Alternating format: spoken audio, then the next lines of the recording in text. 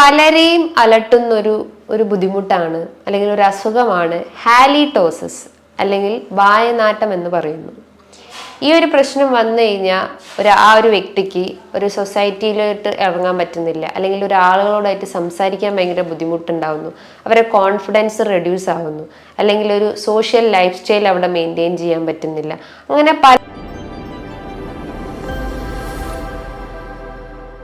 Hi, ഞാൻ doctor Juhi Das, Q&B health കെയറിലെ homeopathic ഫിസിഷ്യനാണ്.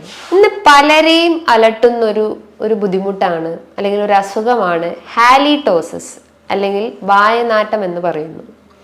ഈ ഒരു പ്രശ്നം വന്നു കഴിഞ്ഞാൽ ആ ഒരു വ്യക്തിക്ക് ഒരു സൊസൈറ്റിയിലോട്ട് ഇറങ്ങാൻ പറ്റുന്നില്ല, അല്ലെങ്കിൽ ഒരു ആളുകളോടായിട്ട് സംസാരിക്കാൻ ഭയങ്കര ബുദ്ധിമുട്ടുണ്ടാവുന്നു, അവരെ കോൺഫിഡൻസ് റെഡ്യൂസ് ആവുന്നു, അല്ലെങ്കിൽ ഒരു സോഷ്യൽ ലൈഫ് സ്റ്റൈൽ അവിടെ മെയിൻറ്റെയിൻ ചെയ്യാൻ പറ്റുന്നില്ല. അങ്ങനെ പല ഒരു പേഴ്സണൽ ഇഷ്യൂസ് ഓരോ ആളുകളും ഇത്തരം പ്രശ്നങ്ങളുള്ള ആളുകൾ പറയപ്പെടാറുണ്ട്. സോ ഈ ഹാലിറ്റോസിസ് വരാൻ ഒത്തിരി കാരണങ്ങളുണ്ട്. അതായത് മെയിൻലി നമ്മളെ ഗട്ട് ഇഷ്യൂസ് ആണ് ഒരു 70% നമുക്ക് പറയാം. റിമൈനിങ് ഒരു 30% നമ്മൾ ആ ഒരു അക്യൂട്ട് കോസ് ആണ് നമുക്ക് പറയേണ്ടത്. അപ്പം ഈ ഹാലിറ്റോസിസ് എന്ന് പറയുമ്പം നമ്മളെ ഗട്ട് ഇഷ്യൂസ് എന്ന് പറയുന്നത് നമ്മളെ ഗട്ട് ഫ്ലോറ, അതായത് നമ്മളെ ദഹന സംബന്ധമായിട്ട് എന്തെങ്കിലും ബുദ്ധിമുട്ടുണ്ടെങ്കിൽ, നമുക്ക് മലബന്ധം ബുദ്ധിമുട്ടുകളോ അല്ലെങ്കിൽ ഗ്യാസ്ട്രൈറ്റിസ്, പെപ്റ്റിക് അൾസർ പോലത്തെ ബുദ്ധിമുട്ടുകൾ, GERD gastro oesophageal reflux disease പോലത്തെ നെഞ്ചരിച്ചിൽ, അല്ലെങ്കിൽ ഹാർട്ട് ബേൺ, ഇങ്ങനെ പുളിച്ചിത കെട്ടൽ, അങ്ങനത്തെ പ്രശ്നങ്ങളൊക്കെ ഉള്ള ആളുകളിലും ഈ ഒരു ഹാലിറ്റോസിസ് എന്ന് പറഞ്ഞ പ്രശ്നങ്ങൾ അല്ലെങ്കിൽ വായുനാറ്റത്തിന്റെ പ്രശ്നങ്ങൾ പറയപ്പെടാറുണ്ട്. സോ അതിനെ ആ ഒരു കാരണം അല്ലെങ്കിൽ അത് വരാൻ എന്തൊക്കെ കാരണങ്ങളാണ്, അല്ലെങ്കിൽ നമ്മൾ എങ്ങനെയാണ് അത് മെയിൻറ്റെയിൻ ചെയ്യേണ്ടത്, അല്ലെങ്കിൽ എങ്ങനെ നമുക്കത് മാനേജ് ചെയ്യാം, അങ്ങനത്തെ പ്രശ്നങ്ങൾ അല്ലെങ്കിൽ അത്തരം കാര്യങ്ങളാണ് ഞാൻ ഈ വീഡിയോയിലൂടെ പറയാൻ ശ്രമിക്കുന്നത്. സോ ഹാലിറ്റോസിസ് എന്ന് പറയുമ്പം വായുനാട്ടം, അല്ലെങ്കിൽ ഹാലിറ്റ് എന്ന് പറയുമ്പം ബ്രെത്ത് എന്ന് ഉദ്ദേശിക്കാം. ഓസിസ് എന്ന് പറയുമ്പോൾ ഒരു ഡിസീസ്, അതാണ് ഒരു ഡിറൈവ്ഡ് മീനിങ് ഓഫ് ഹാലിറ്റോസിസ് എന്ന് പറയുന്നത്. സോ ഹാലിറ്റോസിസ് വരാൻ ഒരുപാട് കാരണങ്ങളുണ്ട്. ഞാൻ തുടക്കത്തിൽ തന്നെ പറഞ്ഞിട്ടുണ്ട്, ഒരു 70% കോസസും അത് ഗട്ട് റിലേറ്റ് ചെയ്തിട്ടുള്ള ഇഷ്യൂസ് ആണ്. അതായത് നല്ല ബാക്ടീരിയാസിനെ അവിടെ പ്രൊഡ്യൂസ് ചെയ്തിട്ടില്ലെങ്കിൽ ബാഡ് ബാക്ടീരിയാസ് കാരണം അവിടെ ഇൻഡസ്ട്രിയൽ ഫ്ലോറ അവിടെ ഡാമേജ് ആവും, അല്ലെങ്കിൽ ഡിസ്റ്റർബൻസ് ഉണ്ടാവുന്നു.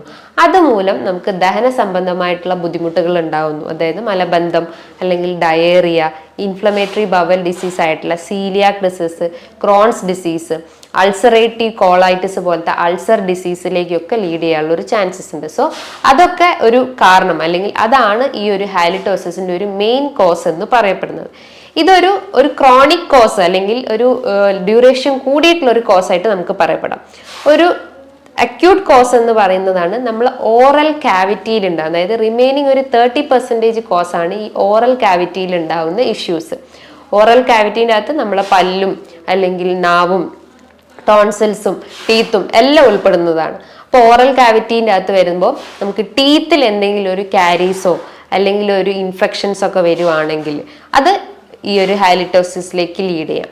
രണ്ടാമതായിട്ട് നമ്മൾ ടങ് സർഫസിൽ ഒരു വൈറ്റ് കോട്ടിങ് അനുഭവപ്പെടുന്നു. അതായത് നമ്മൾ കഴിച്ച ഫുഡ് പ്രോപ്പറായിട്ട് ഡൈജസ്റ്റ് ആയിട്ടില്ലെങ്കിലോ, അതൊരു പാർട്ടിക്കിൾസ് നമ്മൾ പ്രോപ്പറായിട്ട് ക്ലീൻ ചെയ്തിട്ടില്ലെങ്കിലോ ഒക്കെ ഈ ഒരു ടങ്ങിന്റെ സർഫസിൽ ഒരു വൈറ്റ് കോട്ടിങ് ഡെവലപ്പ് ചെയ്യും. അപ്പം അത് ബാക്ടീരിയാസിനെ ഓവർ പ്രൊഡക്ഷൻ ചെയ്യും, അല്ലെങ്കിൽ ഓവറായിട്ട് ബാക്ടീരിയാസിനെ ഉൽപ്പാദിപ്പിക്കും. അത് നമുക്ക് ബാഡ് ബ്രെത്തിലേക്ക് ലീഡ് ചെയ്യാനുള്ള ഒരു ചാൻസസ് ഉണ്ട്. പിന്നെ ഒരു കോസ് എന്ന് പറഞ്ഞു കഴിഞ്ഞാൽ നമ്മൾക്ക് ടോൺസിൽസിന്റെ ഇഷ്യൂസ്, കുട്ടികളിലൊക്കെ ആണെങ്കിൽ ടോൺസിലാർ സ്റ്റോൺസ് ഒക്കെ ഉണ്ടാവുക. അതായത് രണ്ട് സൈഡിലായിട്ട് ഇങ്ങനെ ഒരു യെല്ലോയിഷ് ഡിസ്കളറേഷൻ, അല്ലെങ്കിൽ യെല്ലോ പാച്ചസ് പോലെയൊക്കെ കാണപ്പെടുക, അല്ലെങ്കിൽ വൈറ്റ് പാച്ചസ്, ഫോളിക്കിൾസ് ഒക്കെ പോലെ കാണപ്പെടുകയാണെങ്കിൽ അത് ടോൺസിൽസിന്റെ ഇൻഫെക്ഷൻ, അതായത് ടോൺസിലൈറ്റിസ് പോലത്തെ അക്യൂട്ട് അല്ലെങ്കിൽ ക്രോണിക് റിലേറ്റ് ചെയ്തിട്ടുള്ള ടോൺസിലൈറ്റിസ് ഇൻഫെക്ഷൻസ് ഒക്കെ ഉണ്ടെങ്കിലും ഈ ഒരു ഹാലിറ്റോസിസ് വരാനുള്ള ഒരു ചാൻസസ് ഉണ്ട്. അതാണ് കുട്ടികളിൽ. അതേ സെയിം കണ്ടീഷൻ അത് കുറച്ചുകൂടി ഏജ്ഡ് ആയിട്ടുള്ള അഡൾട്ട് ഗ്രൂപ്പിലും കാണപ്പെടുന്നുണ്ട്. ഇതാണ് മെയിൻ ആയിട്ട് ഓറൽ ഇഷ്യൂസ് പറയുന്നത്. ഇതോടൊപ്പം തന്നെ നമ്മൾ കഴിച്ച ഫുഡ് പാർട്ടിക്കിൾസ് നമ്മൾ പ്രോപ്പറായിട്ട് ബ്രഷ് ചെയ്തിട്ടില്ലെങ്കിൽ, ഓവറായിട്ട് നമ്മൾ ബ്രഷ് ചെയ്യുന്ന ആളുകളാണെങ്കിൽ, പല ആളുകളും രാവിലെയൊക്കെ എഴുന്നേറ്റ് കഴിഞ്ഞാൽ അരമണിക്കൂർ അല്ലെങ്കിൽ ഒരു 30 മിനിറ്റ് ഒക്കെ കൂടുതലായിട്ട് ബ്രഷ് ചെയ്യുന്ന ആളുകളായിരിക്കും. അപ്പം നമ്മൾ നോർമലി ഒരു ബ്രഷിംഗ് ടൈം എന്ന് പറഞ്ഞാൽ ഒരു 2 to 3 മിനിറ്റ്സോ ആകെ നമ്മൾ യൂസ് ചെയ്യാൻ പാടുള്ളൂ. അപ്പോൾ ഓവറായിട്ട് ചെയ്ത് കഴിഞ്ഞാൽ അതിലെ നല്ല ബാക്ടീരിയസ് നമ്മൾ വാഷ് ഔട്ട് ചെയ്ത് കളയുക ചെയ്യുന്നത്. അപ്പം അതുമൂലം ബാഡ് ബാക്ടീരിയസിന് അവിടെ ഓവർ പ്രൊഡക്ഷൻസ് ഉണ്ടാവുന്നു. അതുമൂലം ഈ വായ്നാറ്റം പ്രശ്നങ്ങൾ ഉണ്ടാവാനുള്ള ഒരു ചാൻസസ് ഉണ്ട്. ഇതോടൊപ്പം തന്നെ അവർക്ക് റെക്കറന്റ് ആയിട്ട്, അതായത് ഗംസ് നിന്നൊക്കെ ബ്ലീഡിങ് ഉണ്ടാവുന്നു, അല്ലെങ്കിൽ മോണകളിൽ നിന്നൊക്കെ രക്തം വരുവാണെങ്കിലും അവർക്ക് ഈ ഒരു മെറ്റാലിക് ടേസ്റ്റ് അനുഭവപ്പെടാം. അതോടൊപ്പം തന്നെ ഈ വായ്നാറ്റം ഉണ്ടാവും. ഈ ബ്ലീഡിങ് ഗംസിന്റെ ഒരു മെയിൻ കോസ് എന്ന് പറഞ്ഞു കഴിഞ്ഞാൽ നമ്മളെ റൂട്ട്, അതായത് ടങ്ങിന്റെ ആ ഒരു ടീത്തിന്റെ ആ ഒരു സർഫസ്, അല്ലെങ്കിൽ അത് ഇരിക്കുന്ന ആ ഒരു പോർഷൻസിൽ എന്തെങ്കിലും ഒരു ഇൻഫെക്ഷൻസ് വരുമ്പോൾ അതുമൂലം നമുക്ക് ഗം ബ്ലീഡിങ് ഉണ്ടാവും, അല്ലെങ്കിൽ വൈറ്റമിൻ സി റിഡക്ഷൻസ് ഉണ്ടാവും, അല്ലെങ്കിൽ വൈറ്റമിൻ സി ഡെഫിഷ്യൻസി ഉണ്ടെങ്കിലും ഈ ഒരു ഗം ബ്ലീഡിങ് ഉണ്ടാവും. അത് റെക്കറന്റ് ആയിട്ട് ഇങ്ങനെ വന്നുകൊണ്ടിരുന്നു കഴിഞ്ഞാലും വായ്നാറ്റം ഉണ്ടാവാനുള്ള ഒരു ചാൻസസ് ഉണ്ട്.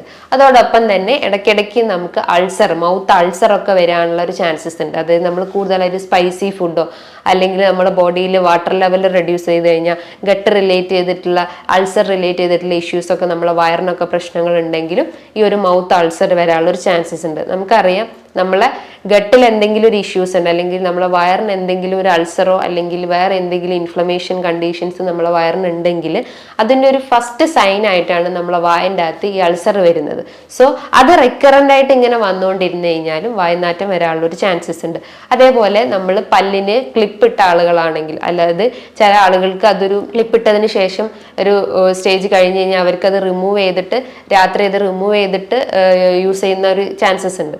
സോ അത് നമ്മൾ റിമൂവ് ചെയ്യാതെ രാത്രി ഒന്നും യൂസ് ചെയ്തിട്ടും അത് റിമൂവ് ചെയ്യാതെ ചുമ്മാ അത് വയൽ വെച്ചിട്ടും നമ്മൾ കിടന്നുറങ്ങുവാണെങ്കിലും, അങ്ങനെ റിപ്പീറ്റഡ് ആയിട്ട് ആ ഒരു പാറ്റേൺ ഫോളോ ചെയ്യുകയാണെങ്കിലും വായ്നാറ്റം വരാനുള്ളൊരു ചാൻസസ് ഉണ്ട്. പിന്നെ നമ്മൾ ഓവറായിട്ട് ഫാസ്റ്റിംഗ് എടുക്കുന്ന ആളുകളാണെങ്കിൽ, ഇന്റർമീഡിയറ്റ് ഫാസ്റ്റിംഗ് ഒക്കെ ഫോളോ ചെയ്യുന്ന ആളുകളാണെങ്കിലും അത് നമ്മളെ ബോഡിയിനൊന്ന് ഡീഹൈഡ്രേറ്റ് ചെയ്യാനുള്ളൊരു ചാൻസസ് ഉണ്ട്. അപ്പം നല്ല ബാക്ടീരിയാസിന്റെ പ്രൊഡക്ഷൻ അവിടെ റെഡ്യൂസ് ആവുന്നു. അപ്പം ബാഡ് ബാക്ടീരിയാസ് ഉണ്ടാവാനുള്ളൊരു ചാൻസ് ഉണ്ട്. അതുമൂലം വായ്നാറ്റം വരാനുള്ളൊരു കോസായിട്ട് നമുക്ക് പറയപ്പെടാം. ഇതോടൊപ്പം തന്നെ പ്രമേഹ രോഗികളിലും ഈ ഒരു വായ്നാറ്റം പറയപ്പെടാറുണ്ട്. ബിക്കോസ് അവരെ പ്രമേഹമുള്ള രോഗികളിലാണെങ്കിൽ അവർക്ക് സലൈവറി പ്രൊഡക്ഷൻസ് ലെസ് ആയിരിക്കും. ബിക്കോസ് ഈ സലൈവേൻ്റെ സഹായത്തോടെയാണ് നമ്മളെ വായിൻ്റെ അകത്തുള്ള ഒരു മോയ്സ്ചർ കണ്ടന്റ് മെയിൻറ്റെയിൻ ചെയ്യുന്നത്. അതാണ് നമ്മളെ ആ ഒരു ഡൈജഷന് സഹായിക്കുന്നത്, നമുക്ക് ചൂ ചെയ്യാൻ സഹായിക്കുന്നത്, അല്ലെങ്കിൽ ഫുഡ് ഐറ്റംസ് ഒക്കെ ഒന്ന് ചവച്ചരയ്ക്കാൻ സഹായിക്കുന്നത് ഈ സലൈവേൻ്റെ സഹായത്തോടെയാണ്. അപ്പം ആ ഒരു പ്രൊഡക്ഷനിൽ അല്ലെങ്കിൽ അതിലുണ്ടാകുന്ന ഉൽപാദനത്തിൽ എന്തെങ്കിലും ഒരു വേരിയേഷൻസ് വരുമ്പോൾ നമ്മളെ വായ ഫുൾ ഡ്രൈ ആവാനുള്ളൊരു ചാൻസസ് ഉണ്ട്. അതിനെയാണ് ജോഗ്രൻ സിൻഡ്രോം എന്നൊക്കെ പറയാം. അതായത് dryness of mouth, dryness of eyes എന്നൊക്കെയാണ് ആ ഒരു കാറ്റഗറിയിൽ പറയുന്നത്. അപ്പം അതുമൂലം അല്ലെങ്കിൽ ഈ ഒരു ഡ്രൈനെസ് കാരണം ഈ പ്രമേഹ രോഗികളിലൊക്കെ ഈ ഒരു വായ്നാറ്റം വരാനുള്ള ഒരു ചാൻസസ് ഉണ്ട്. അതേപോലെ തന്നെയാണ് റെക്കറൻ്റ് ആയിട്ട് നമുക്ക് റെസ്പിറേറ്ററി ഇൻഫെക്ഷൻസ് വരുവാണെങ്കിൽ, അതായത് ന്യൂമോണിയ, ബ്രോങ്കൈറ്റിസ്, ബ്രോങ്കിയൽ അസ്തമ പോലത്തെ കഫ് റിലേറ്റ് ചെയ്തിട്ടുള്ള ഇഷ്യൂസ് ഒക്കെ ഉള്ള ആളുകളാണെങ്കിലും ഇത്തരം ഒരു ഓർഡർ നമ്മളെ വായനാറ്റം വരാനുള്ള ഒരു ചാൻസസ് ഉണ്ട്. ഇതേപോലെ തന്നെയാണ് നമ്മൾ അമിതമായിട്ട് സിഗരറ്റ് സ്മോക്കിംഗ് ഉള്ള ആളുകളിലും ഇത്തരം പ്രശ്നങ്ങൾ കാണാറുണ്ട്. അമിതമായിട്ട് മദ്യപിക്കുന്ന ആളുകളിലും ഇത്തരം കണ്ടീഷൻസ് ഒക്കെ കാണപ്പെടാറുണ്ട്. സോ നമ്മളൊരു ഓറൽ ഹൈജീൻ അവിടെ മെയിൻറ്റെയിൻ ചെയ്തിട്ടില്ലെങ്കിൽ, അല്ലെങ്കിൽ നമ്മളെ ഗട്ട് ഹെൽത്ത് ഒന്നും ഇമ്പ്രൂവ് ആയിട്ടില്ലെങ്കിൽ ഈ റെക്കറൻ്റ് ആയിട്ട് ഇത്തരം പ്രശ്നങ്ങൾ ആളുകൾ അലട്ടിക്കൊണ്ടേയിരിക്കും. സോ ഓറൽ ഹൈജീൻ അവിടെ മെയിൻറ്റെയിൻ ചെയ്യാൻ ശ്രമിക്കുക. ഓറൽ ഹൈജീൻ എന്ന് പറയുമ്പം നമ്മൾ പ്രോപ്പറായിട്ട് ബ്രഷ് ചെയ്യുക, അതായത് ഡെയിലി ഒരു 2 times ബ്രഷ് ചെയ്യാൻ ശ്രമിക്കുക. മോർണിംഗും നൈറ്റിലും. നൈറ്റ് ടൈമിലാണ് മെയിനായിട്ട് നമ്മൾ ബ്രഷ് ചെയ്യേണ്ടത്. ബിക്കോസ് നമ്മൾ കഴിച്ചിട്ടുള്ള ആ ഒരു ഫുഡ് പാർട്ടിക്കിൾസ് അങ്ങനെ തന്നെ വെച്ച് ഉറങ്ങിക്കഴിഞ്ഞ് കഴിഞ്ഞാൽ ഇത്തരം ബാക്ടീരിയാസിൻ്റെ ഓവർ ഗ്രോത്ത് കാരണം പല ഇൻഫെക്ഷൻസ് അല്ലെങ്കിൽ കാരീസ് പോലത്തെ പ്രശ്നങ്ങളൊക്കെ വരാനുള്ളൊരു ചാൻസസ് ഉണ്ട്. സോ നമ്മൾ എന്ത് ചെയ്യണം, എപ്പോഴും നമ്മൾ ആ ഒരു ബ്രഷിംഗ് ഒക്കെ ഒന്ന് കറക്റ്റ് ആക്കുകയും ചെയ്യുക. അപ്പോൾ ബ്രഷ് ചെയ്യുന്ന ആളുകളാണെങ്കിൽ അവർ സോഫ്റ്റ് ബ്രഷ് യൂസ് ചെയ്യാൻ ശ്രമിക്കുക. പല രീതിയിലുള്ള ബ്രഷസ് പറയാറുണ്ട്, സോഫ്റ്റ്, ഹാർഡ്, മോഡറേറ്റ്, അങ്ങനെ പല രീതിയിലുള്ള ബ്രഷസ് ഇന്ന് മാർക്കറ്റിൽ അവൈലബിൾ ആണ്. അപ്പോൾ നമ്മൾ എപ്പോഴും ചൂസ് ചെയ്യുമ്പോൾ ഒരു സോഫ്റ്റ് ബ്രഷ് ആയിട്ടുള്ള ഐറ്റംസ് ചൂസ് ചെയ്യാൻ ശ്രമിക്കുക. അതേപോലെ ടൂത്ത് പേസ്റ്റ് ഒക്കെ യൂസ് ചെയ്യുകയാണെങ്കിൽ ഒരു ഫ്ലൂറൈഡ് കണ്ടന്റ് ഇട്ടുള്ള ടൂത്ത് പേസ്റ്റ് യൂസ് ചെയ്യാൻ ശ്രമിക്കുക. അത് നമുക്ക് ആ ഒരു ഓറൽ ഹൈജീൻ മെയിൻറ്റെയിൻ ചെയ്യാൻ സഹായിക്കുന്നതാണ്. ഇനിയിപ്പോൾ ടങ് ക്ലീനർ ഒക്കെ യൂസ് ചെയ്യുകയാണെങ്കിലും അതൊരു ഡെയിലി യൂസ് ചെയ്യുന്നതിനൊക്കെ 2 times ഒരു 2-3 ദിവസം കൂടുമ്പോൾ ഒക്കെ യൂസ് ചെയ്യുന്നത് നല്ലതാണ്. ഇന്ന് ടൂത്ത് ബ്രഷിന്റെ പിന്നിലായിട്ടും ഈ ഒരു ടങ് ക്ലീനറിന്റെ ആ ഒരു സർഫസ് അവൈലബിൾ ആണ്. സോ അത് വെച്ചിട്ടും ഇത് ഇംപ്രൂവ് ചെയ്യാൻ സഹായിക്കുന്നതാണ്. അതോടൊപ്പം തന്നെ ഒരു 3 മന്ത് അല്ലെങ്കിൽ 6 മന്ത് കൂടുമ്പോൾ ഒരു ഓറൽ ചെക്കപ്പ് അവിടെ നടത്തുന്നത് നല്ലതാണ്. നമുക്ക് കാരീസോ അല്ലെങ്കിൽ എന്തെങ്കിലും ടോൺസിലറി ഇൻഫെക്ഷൻസ് ഒക്കെ ഉണ്ടെങ്കിൽ അതൊക്കെ ഒന്ന് കറക്റ്റ് ആണോ, അല്ലെങ്കിൽ എന്തെങ്കിലും ഇൻഫെക്ഷൻസ് ഇനിയും സിവിയർ ആയിട്ട് വരുമോ എന്നൊക്കെ ചെക്ക് ചെയ്യാൻ വേണ്ടിയിട്ട് ഒരു 6 മന്ത് കൂടുമ്പോൾ ഒരു ഓറൽ അല്ലെങ്കിൽ ഡെന്റൽ ചെക്കപ്പ് നടത്തുന്നതും നല്ലതാണ്. ഈ ഒരു പാറ്റേൺ അല്ലെങ്കിൽ ഈ ഒരു പറഞ്ഞിട്ടുള്ള ഒരു രീതികൾ നമുക്ക് ഫോളോ ചെയ്ത് കഴിഞ്ഞാൽ ഓറൽ ഹൈജീൻ നമുക്ക് മെയിൻറ്റെയിൻ ചെയ്യാൻ പറ്റും. ഇത്തരം വായനാറ്റം പ്രശ്നങ്ങളൊക്കെ ഉണ്ടെങ്കിൽ അത് നമുക്ക് കൺട്രോൾ ചെയ്യാൻ പറ്റും. ഇനി ഗട്ട് ഹെൽത്ത് ഇമ്പ്രൂവ് ചെയ്യുന്ന ഒരു ആക്ടിവിറ്റി എന്ന് പറയുമ്പോൾ നമ്മളെ നല്ല രീതിയിലുള്ള ന്യൂട്രിയൻസ് നമ്മളെ ബോഡിക്ക് കൊടുക്കുക. അതായത് പ്രോബയോട്ടിക്സ് ഫുഡ് ഐറ്റംസ് തന്നെ എടുക്കുന്നത് ഏറ്റവും നല്ലതാണ്. പഴങ്കഞ്ഞി പോലത്തതും തൈര്, മോര് അല്ലെങ്കിൽ അച്ചാറൊക്കെ എടുക്കുന്നതും നല്ലതാണ്. ഇത് നമ്മളെ ഗട്ട് ഹെൽത്ത് ഒക്കെ ഒന്ന് ഇമ്പ്രൂവ് ചെയ്യാൻ അല്ലെങ്കിൽ നല്ല ബാക്ടീരിയാസിനൊക്കെ ഒന്ന് ഇമ്പ്രൂവ് ചെയ്യാൻ സഹായിക്കുന്നതാണ്. നല്ല രീതിയിൽ വെള്ളം കുടിക്കാൻ ശ്രമിക്കുക. അപ്പോൾ ആ ഒരു ഫ്ലോറൊക്കെ ഒന്ന് കറക്റ്റ് ആവുകയും നമ്മളെ ദഹനമൊക്കെ ഒന്ന് ഇമ്പ്രൂവ് ആവുകയും കോൺസ്റ്റിപ്പേഷൻ പ്രശ്നങ്ങൾ ഉണ്ടെങ്കിലും ഇത്തരം ഇതൊക്കെ നമുക്ക് കൺട്രോൾ ചെയ്യാൻ സഹായിക്കുന്നതാണ്. അതോടൊപ്പം തന്നെ ഈ കോൺസ്റ്റിപ്പേഷൻ ഉള്ള പല പേഷ്യൻസും ഈ വായനാറ്റത്തിൻ്റെ പ്രശ്നം പറയാറുണ്ട്. ബിക്കോസ് അതുമൂലം നമുക്ക് ഈ ഒരു ഫ്ലാറ്റുലൻസും അല്ലെങ്കിൽ എമ്പക്കം പോലത്തെ പ്രശ്നങ്ങളൊക്കെ വരാനുള്ളൊരു ചാൻസസ് ഉണ്ട്. സോ ആ ഒരു മലബന്ധം കൺട്രോൾ ചെയ്യണമെങ്കിൽ നമ്മൾ ഗട്ട് ഹെൽത്ത് ഇമ്പ്രൂവ് ചെയ്യുന്ന രീതിയിലുള്ള ഫുഡ് ഐറ്റംസ് എടുക്കാൻ ശ്രമിക്കുക. വെജിറ്റബിൾസും ഫ്രൂട്ട്സും നമ്മുടെ ഡയറ്റിൽ ഉൾപ്പെടുത്താൻ ശ്രമിക്കുക. നല്ല രീതിയിൽ വെള്ളം കുടിക്കുക. എക്സസൈസും മെയിൻറ്റെയിൻ ചെയ്ത് കഴിഞ്ഞാൽ നമ്മളെ ഗട്ട് ഫ്ലോറൊക്കെ ഒന്ന് മെയിൻറ്റെയിൻ ചെയ്യാൻ സഹായിക്കുന്നതാണ്. അതേപോലെ തന്നെ നമ്മൾ അമിതമായിട്ട് മധുരമൊക്കെ എടുക്കുന്ന ആളുകൾ, അതായത് പഞ്ചസാരയൊക്കെ അമിതമായിട്ട് കഴിക്കുന്ന ആളുകളാണെങ്കിലും ഇത്തരം കാവിറ്റീസ് അല്ലെങ്കിൽ കാരീസോ അല്ലെങ്കിൽ ഇൻഫെക്ഷൻസ് ഒക്കെ വരാനുള്ളൊരു ചാൻസസ് ഉണ്ട്. അതോടൊപ്പം തന്നെ പ്രമേഹത്തിൻ്റെ ഒരു പ്രീ ഡയബറ്റിക് സ്റ്റേജിലോട്ടും കടക്കാനുള്ളൊരു ചാൻസസ് ഉണ്ട്. സോ നമ്മൾ അമിതമായിട്ട് ഷുഗർ എടുക്കുന്ന ആളുകളാണെങ്കിൽ അത് പൂർണ്ണമായിട്ട് ഒഴിവാക്കാൻ ശ്രമിക്കുക.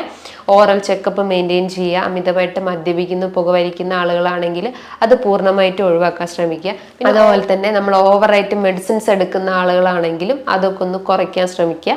പകരം നല്ല രീതിയിലൊരു ഓറൽ ഹൈജീൻ അവിടെ മെയിൻറ്റെയിൻ ചെയ്ത് കഴിഞ്ഞാൽ നമുക്ക് ഈ ഒരു വായനാറ്റത്തിൻ്റെ പ്രശ്നങ്ങളൊക്കെ നമുക്ക് കൺട്രോൾ ചെയ്യാൻ പറ്റുന്നതാണ്. ഇനി ഇതുമായി ബന്ധപ്പെട്ട് നിങ്ങൾക്ക് എന്തെങ്കിലും സംശയങ്ങൾ ഉണ്ടെങ്കിൽ നിങ്ങൾക്ക് താഴെ കാണുന്ന നമ്പറിൽ കോൺടാക്ട് ചെയ്യാവുന്നതാണ്. നല്ലൊരു ഹെൽത്ത് ടോപ്പിക്കുമായി വീണ്ടും കാണാം. Thank you.